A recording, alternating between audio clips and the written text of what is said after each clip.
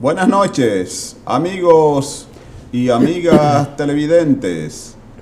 Ya está en el aire el programa de orientación y de reflexión del Magisterio Nacional. Su programa, Hablan los Educadores. Hablan los Educadores es su programa de noticias, de comentarios, de entrevistas. Hablan los Educadores, de lunes a viernes de 7 a 8 de la noche, por el canal del Sol, en su nueva visión.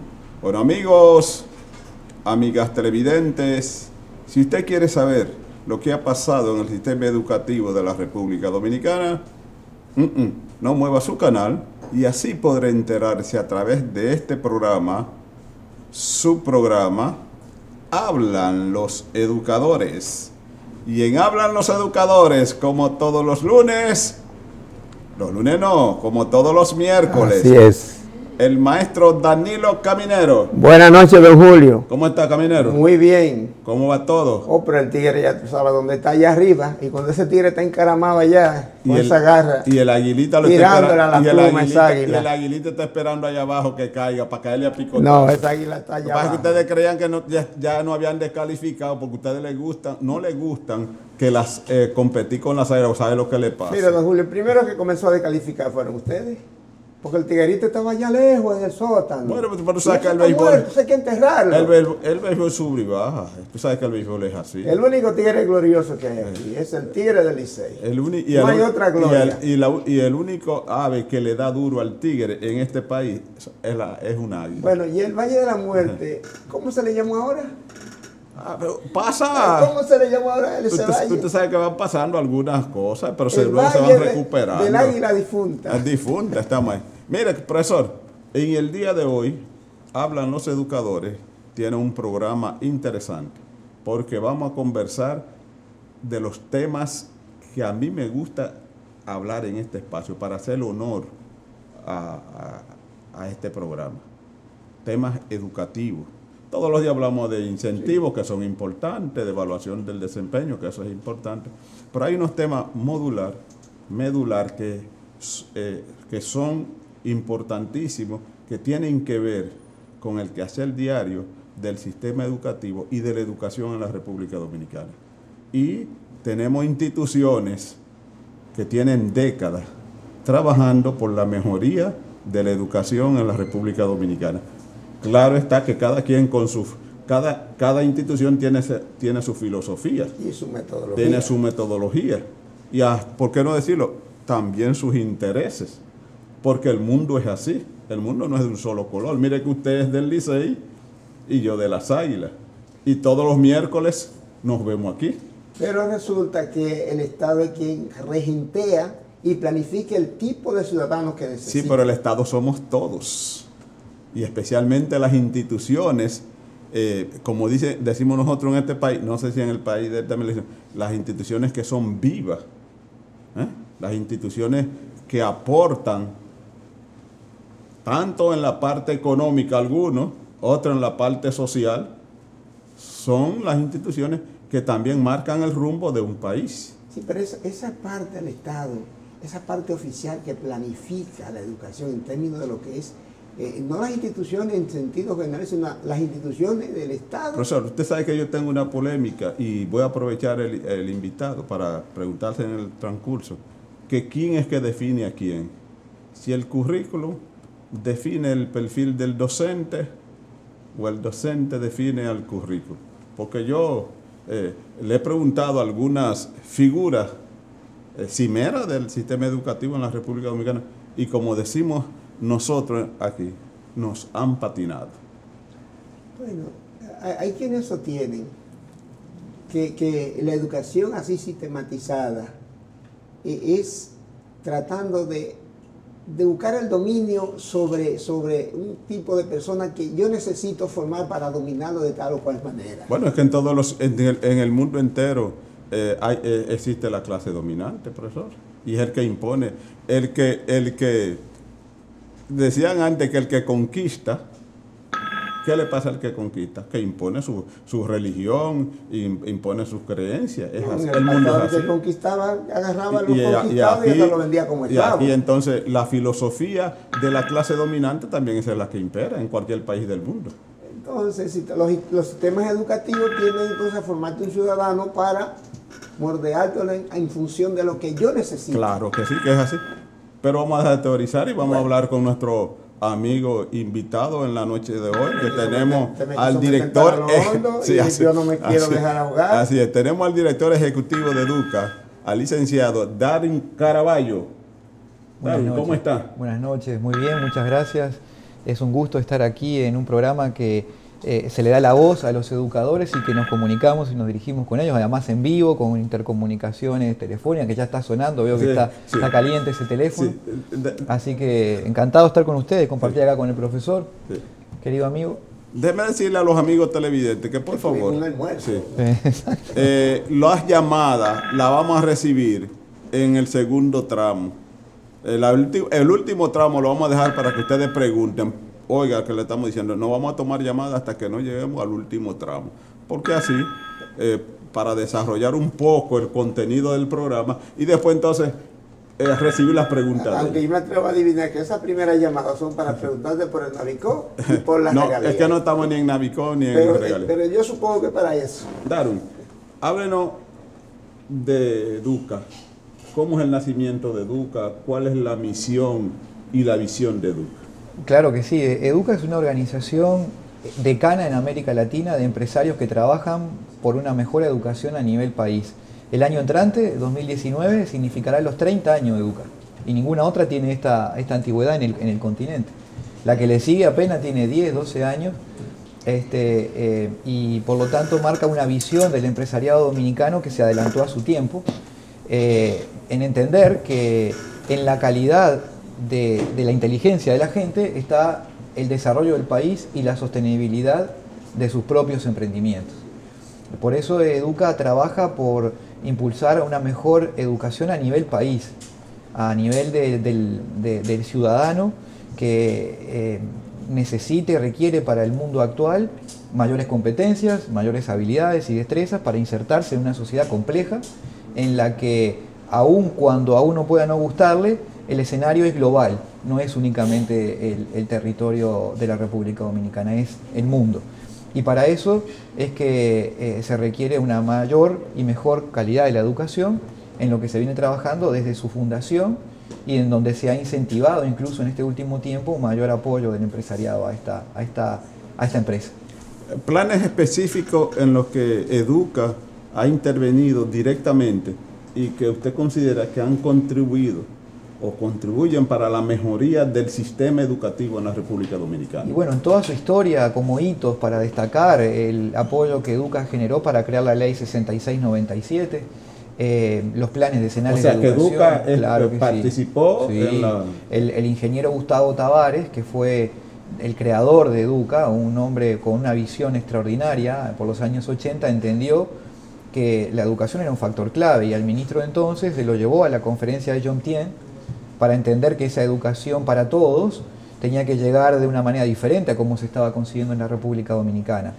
Y él marchó en las calles codo con el hoy presidente de la Cámara de Diputados, el diputado Camacho, Radamés Camacho. Exacto, reclamando por mayor presupuesto a la educación. Y Educa estuvo en primera línea en la lucha por el 4%. Y hoy Educa está liderando procesos como el Pacto Educativo, en donde allí se plasmó una visión de la educación hacia el año 2030 y estamos muy celosos de procurar mayor efectividad, calidad del gasto, porque esos 170.000 millones de pesos que va a contar el presupuesto educativo del año entrante, hay que asegurarse de que se inviertan y se gasten bien. Y ese es tal vez nuestro principal foco, más allá de programas y proyectos concretos que podemos ir conversando, pero ese es el eje central de la actividad de Educa.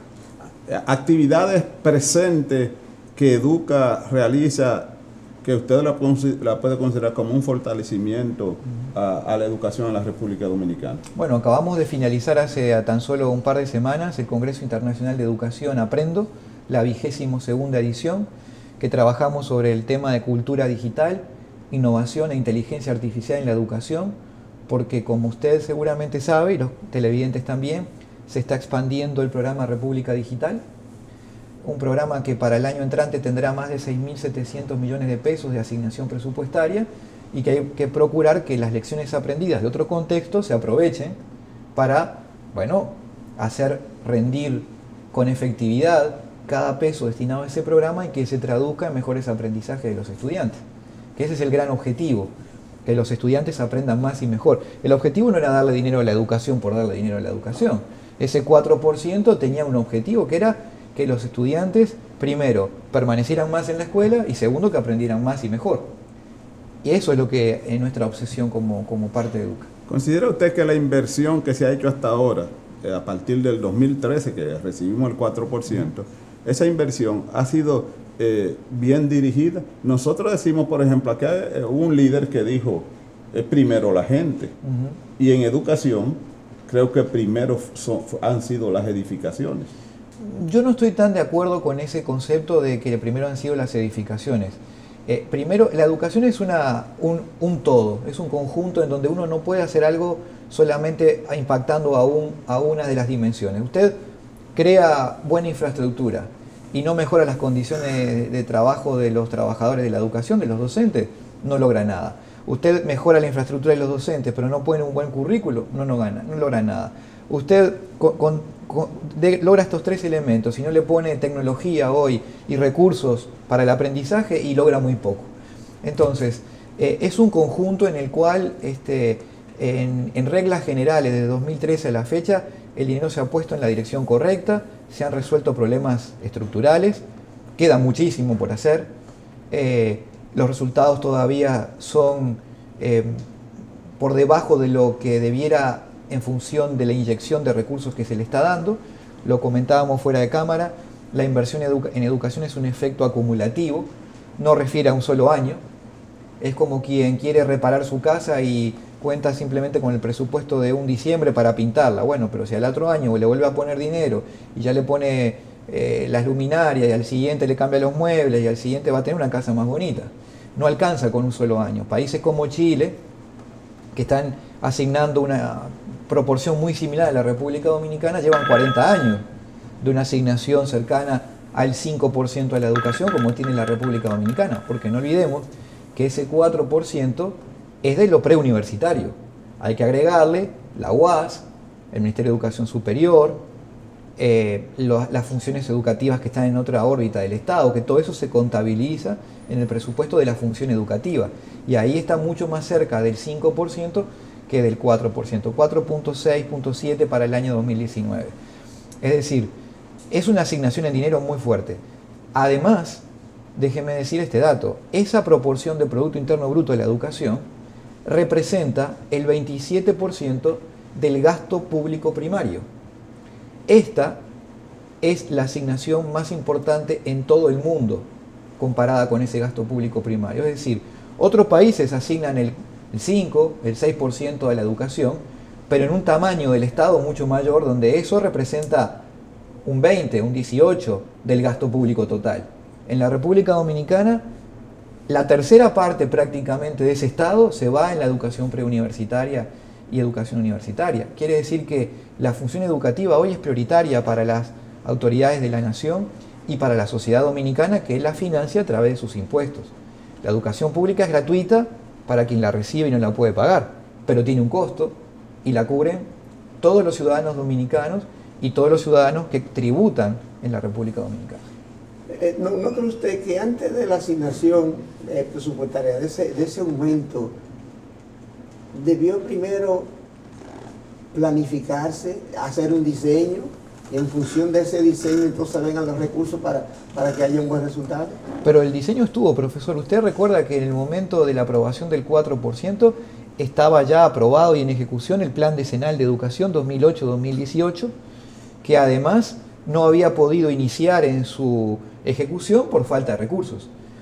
Pero además, luego de asignar los recursos en 2013, en 2014, 1 de abril, se suscribe el Pacto Nacional por la Reforma Educativa, que es una bitácora que además ningún otro país de la región tiene porque está legitimada por 200 organizaciones públicas y privadas, todos los partidos políticos, los sindicatos, las iglesias, los multilaterales, los empresarios, las organizaciones de la sociedad civil, las universidades. Mire, hace 2 semanas tuvimos aquí una asamblea regional con 15 países de la región, de una red que Educa lideró hasta este año que está culminando. Esto para los demás países de la región le parecía ciencia ficción, porque no es posible lograr un acuerdo nacional donde los sindicatos firmen, donde los partidos políticos firmen y que tenga un horizonte vigente hasta el año 2030. No lo podían creer. Países como Argentina, como Brasil, como Ecuador, Chile, les sorprendía que la República Dominicana contara con ese pacto que tiene 111 compromisos, en el cual todos dijeron nos comprometemos a cumplirlo. Y eso es un valor que hay que defender y no hay que dejar quedar en el olvido. El pacto tiene que estar vivo. Esa es una bitácora muy importante. Pero ¿no cree usted que el pacto hubo que firmarlo porque el Estado no había hecho lo que le correspondía y que aquellos países no han tenido que firmar el pacto porque para ellos eso es algo normal, es algo que funciona dentro de su estamento, dentro de la normalidad? No, mire que la gran mayoría de todos los sistemas educativos en el mundo están en revisión. Finlandia, que es un país que siempre se pone como ejemplo mundial, no está conforme con lo que está obteniendo en su sistema educativo y dice que hay que reformarlo. Claro. Y en América Latina todos los sistemas educativos se parecen mucho. A algunos le va un poco mejor, a otros le va un poco peor. Pero si fuera una carrera de ciclistas, la América Latina está en el pelotón de rezago. Exacto. Van todos atrás, uno un poquito más adelante, pero van todos muy parecidos. Muy lejos de los Singapur, de los Corea, de los Finlandia, de los países. Pero se han identificado las causas por qué América Latina está detrás y los otros países como Finlandia, como decimos nosotros dominicanos, ya Finlandia llegó, ahora viene. Y cuando usted habla de tierra, no, y cuando usted habla de cuando usted habla que hay que revisarlo, claro está. La tercera parte de la población de la República Dominicana. Sí, pero claro está, porque la calidad del sistema educativo eso es un techo removible, porque nunca podemos decir que hemos llegado, porque si nos vamos acercando, el techo entonces hay que removerlo de nuevo hacia arriba. Totalmente de acuerdo, totalmente de acuerdo. Los factores están claros en América Latina. Y si uno tuviera que decir un factor, porque como vuelvo a decir, este es un problema complejo que no requiere una única explicación, entonces uno tiene que hacer una síntesis analítica, es el factor docente. Es el docente la clave. En el proceso de la educación, como decía Simón Rodríguez, el educador del libertador Simón Bolívar, la educación está donde está el maestro. La escuela está donde está el maestro.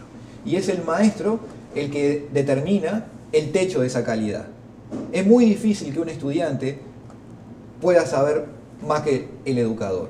Hoy, pero ¿y quién determina la calidad del maestro? El sistema. Porque justamente cuando uno habla muchas veces de los problemas, de las limitaciones, lo que da la evaluación de desempeño, que demuestra que solo el 3% de los profesores que se evaluaron están en nivel de destacado y que distritos como Tamayo, en Bauruco, tienen el 95.3% de los docentes en una evaluación de insuficiencia, esos profesores son víctimas de un sistema que primero los victimizó a la hora de ellos ir a la educación formal, a la primaria, a la secundaria.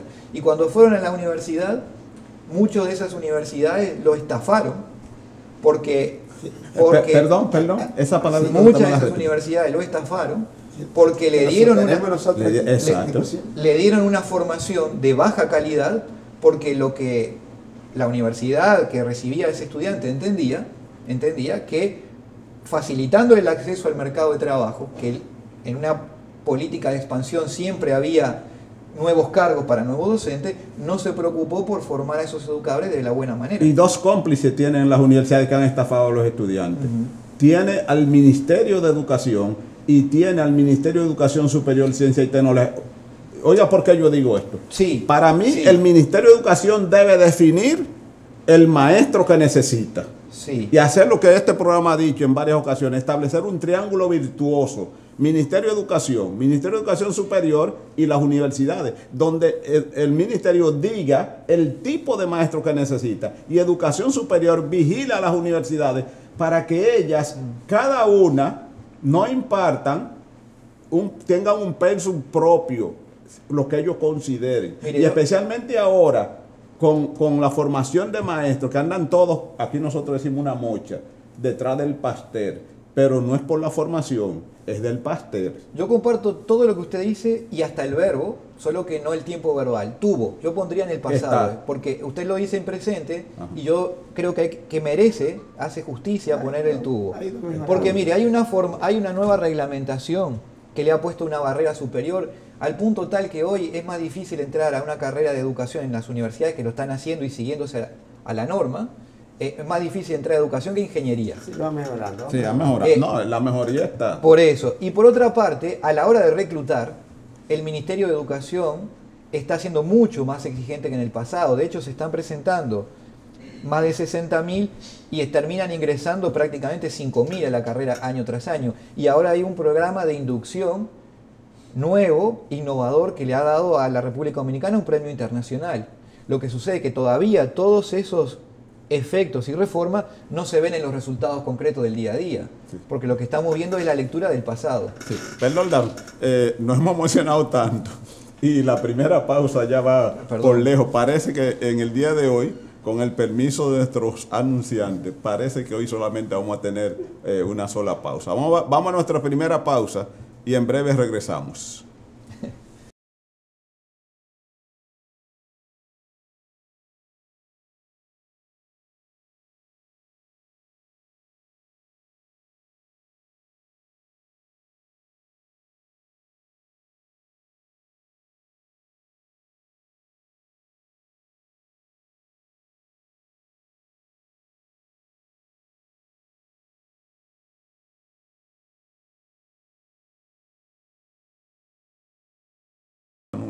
Gracias, amigos y amigas televidentes, por continuar ahí con el espacio de orientación y de reflexión del Magisterio Nacional. Su programa, Hablan los Educadores. Darwin, usted habló, ahorita, hablaba de la tecnología, pero recuerde que tenemos unos estudiantes que son digital y unos maestros que son análogos. Y un sistema educativo que en este... Que es a vapor. No, y no es tanto eso. A los maestros análogos, que este programa se opuso, les fió las computadoras. Y yo decía que no la cogieran, que era educación que tenía que entregársela, porque esa era una herramienta de trabajo. Pasa un tiempo y ya educación va a iniciar la entrega del computador. Pero de nada me entregan un computador a mí, que yo soy análogo. Sí. ¿Qué hacer con ese ataque? Bueno, justamente el sentido de ese Congreso Internacional fue aprender de los errores de los países que empezaron antes y por empezar antes cometieron errores que uno puede capitalizar en aprendizaje. El caso de Uruguay, que fue el primer país del mundo en tener una computadora por niño para todos los estudiantes del sector público, primaria y secundaria. Eso lo tienen desde el año 2008 allí. ¿Qué error cometieron allí? Que empezaron por el niño y dejaron al maestro a un lado. Ellos se dieron cuenta en el camino que primero había que formar a los maestros antes de darle ese dispositivo a los estudiantes, que el dispositivo en sí mismo no iba a cambiar nada. República Digital tiene eso muy claro. Y República Digital está formando a los maestros primero. Y siempre antes de que lleguen a las aulas, están los maestros recibiendo el entrenamiento debido y ya asumiendo la cotidianidad de lo que es estos dispositivos, que no es solo el computador, que hoy son los teléfonos que tenemos todos en la mano. Es cierto que hace 10 años la tecnología era muy diferente a la que es hoy, era mucho menos amigable y no tenía la ductilidad que tiene hoy. Esto República Digital lo tiene bien en claro. El año que viene es el año de expansión de República Digital, donde se prevé casi 650 centros con esta nueva plataforma que se espera traiga un aire fresco al proceso formativo y a la incorporación de conocimientos, porque no hay duda que la tecnología, que el dispositivo electrónico le da al estudiante un interés mayor, un incentivo y el hecho de llevárselo a la casa para los estudiantes de nivel medio también le dan una interacción mayor con el hogar, porque la familia es muy importante que esté allí involucrada. Pero claro, hay que resolver el problema de la conectividad hacia el Internet y antes todavía la disponibilidad de la energía eléctrica. Sin eso no se puede avanzar en República Digital. Entonces, hay elementos que hay que ir avanzando de manera conectada, que los estudiantes tengan una tecnología de este tipo, pero que no tengan la capacidad de leer fluidamente y de comprender lo que leen es el gran problema. República Digital puede ayudar a que la tecnología facilite y disminuya el costo de tener textos de libro. Uruguay, por ejemplo, el día de mañana, el 6 de diciembre, va a poner en ese mismo plan Ceibal, se llama allí, pero es el República Digital de aquí, 4.000 textos y títulos disponibles para todos los ciudadanos del país. Ojalá, a partir de un acuerdo que tenemos ya, Ministerio de Educación, Educa y Plan Ceibal, eso se pueda extender a la República Dominicana y tener esos 4.000 textos más todos los textos dominicanos, y que en realidad los dos países tengan 6.000 textos, por ejemplo, para estudiar y leer. Pero ahí hay un gran tema. La lectura es la mejor herramienta para comprender la lengua materna, y la lengua materna es lo que estructura el pensamiento de las personas. Si uno no tiene un lenguaje claro, preciso y ampliamente dominado, usted no puede construir sus ideas con precisión y por lo tanto no puede pensar de la mejor forma. Por eso quien no aprende con precisión el dominio de la lengua tiene dificultad para aprender otras materias, incluso la matemática. Claro.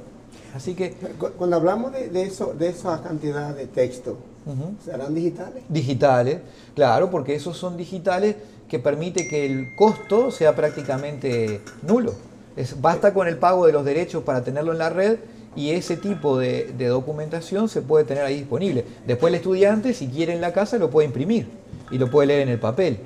Pero el hecho de tener ya 4.000 títulos, o ojalá podamos tener una fusión de ambas metodologías y tener 6.000 títulos, y ojalá toda América Latina se sume y haya 100.000 títulos, le va a dar al estudiante dominicano y a la familia dominicana el acceso a un conocimiento que hoy le puede salir muy costoso. Eso es un elemento muy potente que la tecnología puede aportar. Yo pienso que esperando que eso se ponga en ejecución, eso ha hecho posible el retraso de los libros de texto precisamente a las escuelas. Todavía no han llegado los libros de texto a muchas escuelas en la República Dominicana. Sí. Pero entonces no lo tenemos ni digital ni lo tenemos físico. No, evidentemente lo importante es tenerlo, digital o físico, pero hay que tenerlo, no pueden no estar. Cuando no están, a veces tiene que ver con... forma la estamos teniendo. A veces puede tener problemas logísticos. Muchas veces nosotros hemos visto que están en las propias almacenes del ministerio y no llegan al centro educativo, o en el almacén de la regional, o en el distrito. Eso hay que irlo resolviendo. Es como ver problemas estructurales de funcionamiento del sistema educativo que son históricos. ¿Cómo resolver eso? Bueno, con mayor gestión, mayor transparencia, como lo que se está haciendo ahora, teniendo mayor información para tomar decisiones. Eso ha sido uno de los compromisos que está en el pacto, el 7.4, que es que se comprometió el Ministerio de Educación y los tomadores de decisión de todas las compromisarios que tienen responsabilidad en ejecutar compromisos, en tomar la información y la investigación como un insumo para sus decisiones. Eso está ocurriendo y eso es un dato positivo. Daron, en sentido general, los sindicatos en todos estos países donde existen han contribuido con el avance de la educación o han sido una retranca. Bueno, todo depende de la perspectiva en la que se vea. Los sindicatos de la educación han tenido un rol muy relevante, sobre todo en los años 90, en defender la educación pública, cuando hubo una avanzada a nivel continental para retirar el Estado de la educación, por entender que había que privatizar la oferta educativa. Y los sindicatos han sido baluartes en la defensa de la educación pública. Y eso es un rol que siempre hay que reconocérselos. Han sido también los actores que han permitido, a través de sus luchas, de generar mejores condiciones laborales para los educadores. Sin embargo, en los últimos tiempos, cuando se les ha brindado esas batallas y han ganado esas victorias, creo que todavía en algunos de ellos, no en todos los países, hay una falta todavía de avanzar hacia la profesionalización de lo que debe ser un sindicato de la educación, que no debe ser de trabajadores manuales, sino que debe ser mucho más parecido a un colegio de profesionales. Y si bien tienen que estar defendiendo las condiciones laborales, no debe ser la única dimensión en la que un sindicato maduro trabaje. Tienen que aportar a la calidad de la educación, tienen que desarrollar investigación, tienen que aportar al desarrollo profesional del educador y tienen que elevar el nivel del debate. Elevar el nivel de la educación debe ser también una bandera que los sindicatos deben asumir, porque la sociedad, y esto es válido para la República Dominicana, está haciendo un esfuerzo muy grande por pagar a los educadores. Lo que gana hoy un maestro dominicano en términos de PIB per cápita es casi el doble del PIB per cápita de lo que gana el maestro en Chile, aunque en dinero tal vez pueda ser el profesor chileno todavía mejor pago, pero el esfuerzo que hace la sociedad por pagar al educador dominicano es muy alto. Y los valores que uno ve en la evolución son significativos. El otro día presentábamos justamente este dato. Un profesor hoy trabajando en jornada completa está ganando 45.000 pesos y trabaja como maestro de aula. Pero si no hubiese habido 4% y si no hubiese habido la ganancia que el sindicato y el ministerio le otorgaron a ese salario, hoy estaría ganando en lugar de los 45, 33.000 pesos. Es decir, hay una diferencia grande de un crecimiento real del salario, de las condiciones laborales, que deben ser reconocidas y debe venir de la otra parte también una retribución en calidad, en defender a los educadores, pero no a los educadores que no van a trabajar. El sindicato muchas veces en la región ha sido cómplice de aquellos que hacen mal su tarea. Y la primera tarea de un cuerpo profesional es depurar a los que no forman parte de la cultura de esa profesión. ¿No será, Darwin, por ejemplo, que los dirigentes sindicales son dirigentes sindicales, se han preparado en la parte sindical y entonces en la parte técnica, pedagógica, se han quedado atrás o están al mismo nivel? Yo he tenido oportunidad de estar en el comité ejecutivo de la ADP. No, porque no es solamente la que está hablando en el área. No, pero déjame decir esto. Yo he tenido oportunidad de estar reunido en el comité ejecutivo de la ADP sin cámara, sí, trabajando en temas de educación, y me he quedado gratamente sorprendido del nivel, de los aportes, de los temas que trabajan. Y yo le digo, ¿por qué ustedes no divulgan esto? ¿Por qué ustedes siempre cuando sale la prensa se los ve reclamando, se los ve exigiendo temas salariales, peleando en la calle temas de este tipo, y nunca se los ve trabajando en temas de calidad como lo que estamos hablando aquí, en proyectos que no hemos sentado juntos a trabajar en la propia Educa?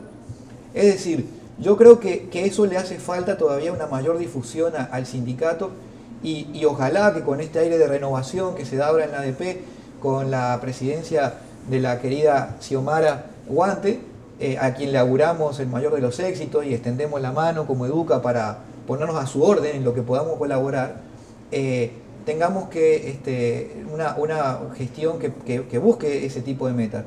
Nuestro presidente, mi presidente Samuel Conde, siempre dice algo que para mí es una claridad meridiana. En la educación hay que buscar más lo que nos une que lo que nos separa.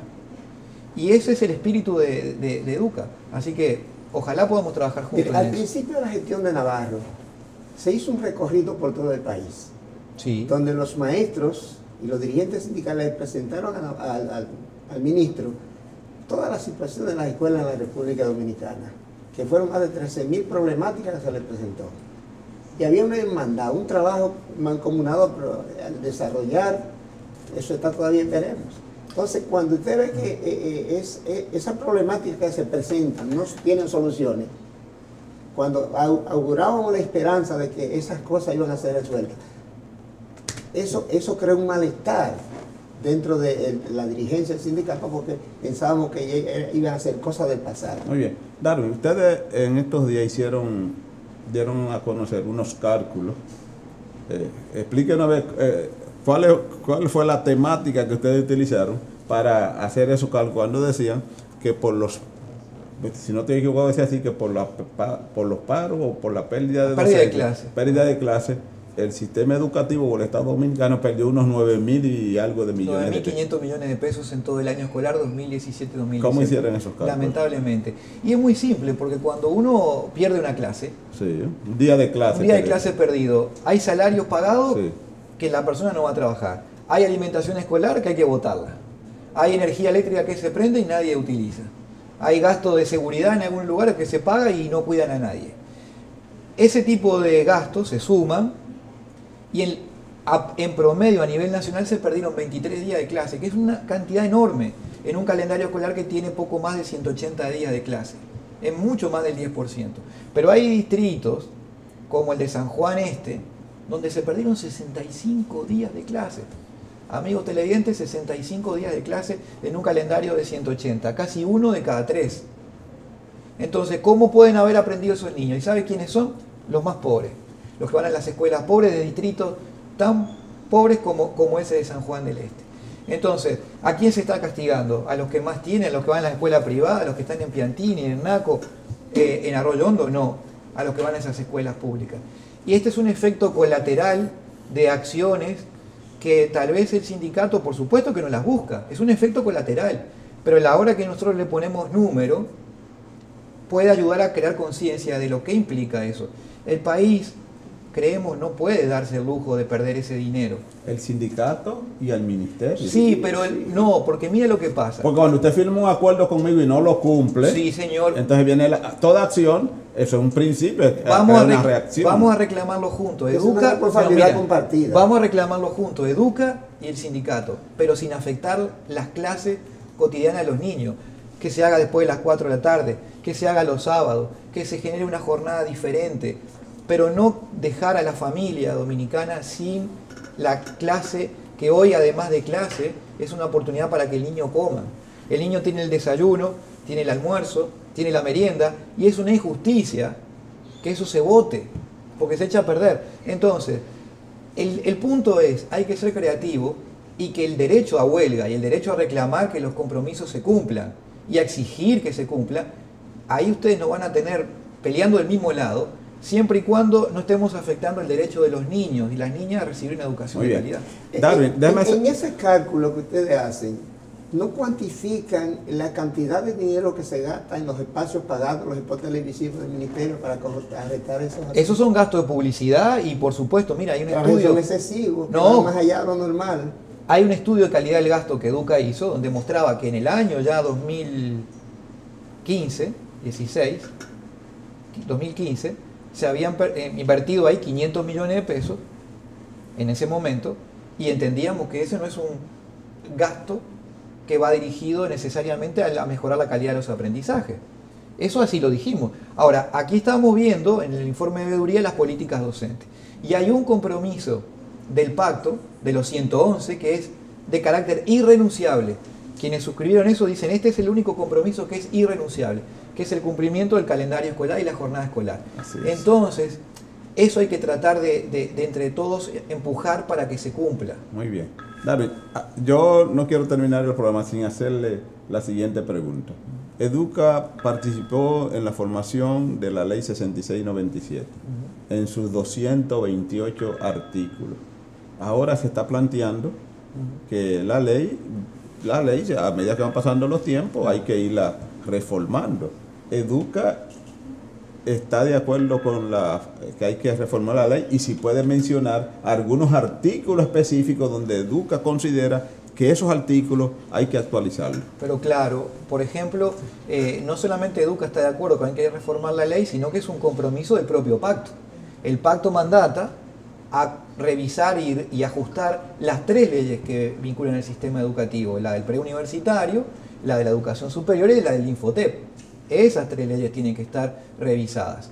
Y hay muchos ajustes que se ha ido aprendiendo que hay que introducir. Por ejemplo, lo que fue tan polémico durante el año escolar anterior, vinculado al recambio de directores regionales y distritales. Muy bien. Ese artículo hay que cambiar, hay que poner claramente un concurso por oposición. De acuerdo. Nada de terna, nada de dedo del ministerio. Nada de terna, sino concurso. Exacto. Ahora, con la ley que había le da potestad al ministro de nombrar a dedo. Sí, señor. Y el ministro se despojó de esa potestad porque cree en el concurso y porque el pacto lo mandata. Ahora, Pero no existía la terna. pero el día de mañana viene otro ministro y dice, no, yo tengo una ley que me permite poner a dedo. Eso hay que cambiarlo porque el pacto plantea, y no es algo que Educa piense otra vez, es lo que está en el pacto, que hay una cultura de la evaluación y de la meritocracia, es decir, que el mérito sea el único canal para crecer en la carrera administrativa. Otro artículo o conjunto de artículos. La educación tiene algunos artículos que van relacionados unos con otros, que ustedes tengan en mente que haya que... Bueno, a nosotros nos gustaría que muchos aspectos vinculados al estatuto docente tuvieran rango de ley y no simplemente de un decreto, porque hay batallas ganadas por el sindicato y por los educadores que hay que darle una garantía mayor que la que un decreto que también puede ser cambiada a voluntad del presidente de turno. Entonces, exactamente, ese tipo de elementos, estoy hablando de temas centrales, ¿no? Temas vinculados al currículo, temas vinculados a la estructura, temas vinculados a la obligatoriedad. La ley no establece que la obligatoriedad comience a los 3 años de edad, habla de los 5 o 6 años, entonces hay que ir hacia la primera infancia, que es donde allí se genera la verdadera renta de una inversión educativa. Hay muchos aspectos para cambiar ello. Muy bien, yo espero que del 167 al 176, si se va a cambiar, que sea para mejorar. A ver, pero recuérdame que cuál eso es el tiene que capítulo. ver en cuanto a la parte social, parte de los retiros de los docentes. Ah, no, claro. Bien. Claro. Voy a recibir llamadas que tengan que ver con el tema, porque hoy no tenemos tiempo para el Navico, ¿verdad, Camila? ¿Sabes qué te van a preguntar? No, pero yo eso? le estoy pidiendo que me pregunte. Si no seguimos ¿Y sobre conversando, mire que una tanda de comerciales no la pudimos pasar a la segunda tanda porque estos temas ¿Cómo va a ser? sí, Los comerciales son es que ya usted tiene imprescindibles. una hora hablando. O sea, Yo quisiera estar equivocado, nosotros tenemos pero una esos hora son los hablando. temas que vienen Sí. ahora. Bueno, vamos a ver. Buenas noches. Muy buenas noches, Sí. don Julio. ¿De dónde nos habla? Es Juan Ramón Santana. Díganos, don Ramón, una pregunta puntual, No, Santa. pregunta no, una aclaración al señor Darwin. A ver qué lo opina. Hágala rápido porque tenemos Nosotros poco tiempo. hemos sido creativos como él sugiere. Sin embargo, esa creatividad nos ha llevado a llevar un caso a los tribunales, no a suspender docencia. Entonces, nosotros queremos saber qué opinión del señor Darwin con relación al no reconocimiento de los derechos que hemos reclamado en los tribunales. Muy bien. A través de sentencia constitucional, que es una forma de no paralizar la docencia. Ella la tiene. Darwin dice sobre la Sí. sentencia. Sí, claro, yo conozco a Juan Ramón, Sí. le mandamos un abrazo, Sí. un gran amigo de Condetré. Bueno, justamente, Educa siempre defiende el imperio de la ley. Y el imperio de la ley tiene procesos donde hay instancias, que hay recurrencias, que hay apelaciones. El Ministerio de Educación, nosotros habiendo hecho la consulta al consultor jurídico de esto, nos dice que tiene otra versión de esto, que tiene otra mirada sobre el resultado de esa sentencia que habla el señor Juan Ramón, y en función de eso están haciendo las apelaciones correspondientes Muy bien. en lo que respecta al proceso judicial. Sí. Buenas noches. Buenas noches. Sí, ¿de dónde nos habla? Te hablamos de Duvergé. Adelante, Duvergé, le escucho. Saludo a mi pueblo. Con relación a lo que dijo el señor de la República Digital Sí. y los libros de texto, Sí, pero él sabe que se ha planteado un nuevo currículo sí. y los libros de texto no han aparecido por ninguna parte. ¿Cuál es su pregunta? Dígame, veo, ¿cuál es la pregunta? Sí, que hay que con los libros de texto del nuevo currículo que se está planteando ahora mismo. Muy bien. Es lo que decir, si tenemos un nuevo currículo y los libros de texto son los anteriores, que entonces no hay nada. Sí, pero ahí también tiene que ver, tú hacías una pregunta muy interesante que decía, bueno, ¿qué es lo que define el currículum al educador o el educador al currículum? Se nos quedó. Esa pregunta es muy interesante porque en el mundo del deber ser, el currículum debe definir al educador, pero en el mundo del ser es el educador el que termina definiendo el currículum, porque es el educador con su conocimiento el que aplica un currículo. Entonces allí un educador profesional bien avesado saca de donde no hay para trabajar en clase los temas que tienen que ver por competencia. Y cuando tengamos tiempo, tal vez en otro programa, le puedo contar una anécdota del el educador que se ganó el primer premio en Paraguay, y después le cuento quién fue. Muy bien, gracias Darwin por su participación, Danilo Caminero. Bueno. Y a ustedes, amigos y amigas televidentes, gracias por su sintonía. Mañana estaremos de nuevo con ustedes y su programa Hablan los Educadores. Amigos, no mueva su canal porque ahora viene Diálogo Social con Milagros Pichardo. Pasen buenas noches.